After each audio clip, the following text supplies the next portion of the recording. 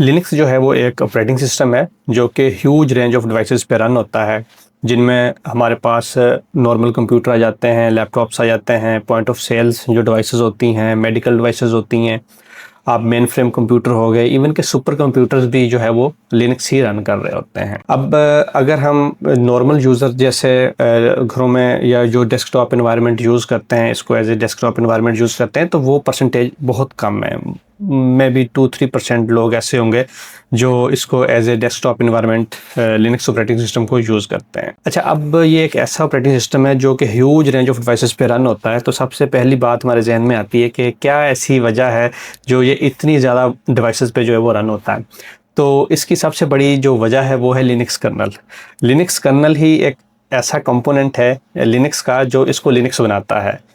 तो Linux colonel जो है वो बेसिकली आप कह लें एक पीस ऑफ सॉफ्टवेयर है जो हार्डवेयर और हमारे जो सॉफ्टवेयर एप्लीकेशंस हैं उनके दरमियान एक इंटरफेस होता है। ये हमारे हार्डवेयर जो रिसोर्सेज होते हैं उनको मैनेज करता है और कंट्रोल करता है। मिसाल के तौर पर जैसे मेमोरी मैनेजमेंट हो गया, प्रोसेस मैनेजमेंट हो गया, हार्डवेयर को ब्रिंग अप करना हो गया और डिवाइस ड्राइवर वगैरह, ये सारे कर्नल का पार्ट होते हैं। अच्छा, लिनक्स की जो डेवलपमेंट थी वो बेसिकली स्टार्ट हुई थी due to restrictive licensing of Unix. अब यूनिक्स जो है वो भी एक ऑपरेटिंग सिस्टम था, तो यूनिक्स की जो लाइसेंसिंग थी उस पे वो, क्योंकि पेड ऑपरेटिंग सिस्टम था, वो रिस्ट्रिक्टिव लाइसेंसिंग थी, उसकी वजह से इसकी जो है वो डेवलपमेंट जो है वो इनिशिएट हुई थी। और इसको इनिशिएट किया था एक फिनिश इंजीनियर कह लें, सॉफ्टवेयर इंजीनियर कह लें, डेवलपर कह लें, लाइनस टॉरवॉल्ड ने। क्योंकि ये यूनिक्स की रिस्ट्रिक्टिव लाइसेंसिंग की वजह से इनिशिएट हुआ था, तो ये इंस्पायर्ड भी यूनिक्स से ही था।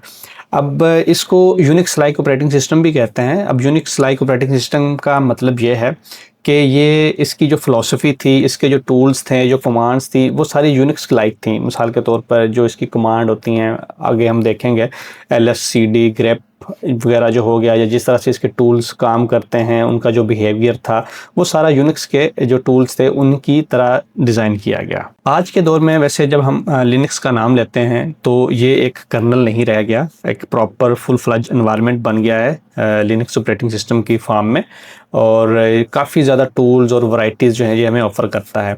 अच्छा, लिनक्स को डेवलप करने के लिए ज़ाहिर सी बात है पहले भी कुछ ना कुछ टूल्स यूज़ हुए होंगे। तो जो लिनक्स की डेवलपमेंट के जो मोस्टली जो टूल्स हैं वो GNU प्रोजेक्ट से आते हैं। अब GNU जो है वो भी एक ओपन सोर्स प्रोजेक्ट है, आप कह सकते हैं। अब GNU इसको कहते हैं।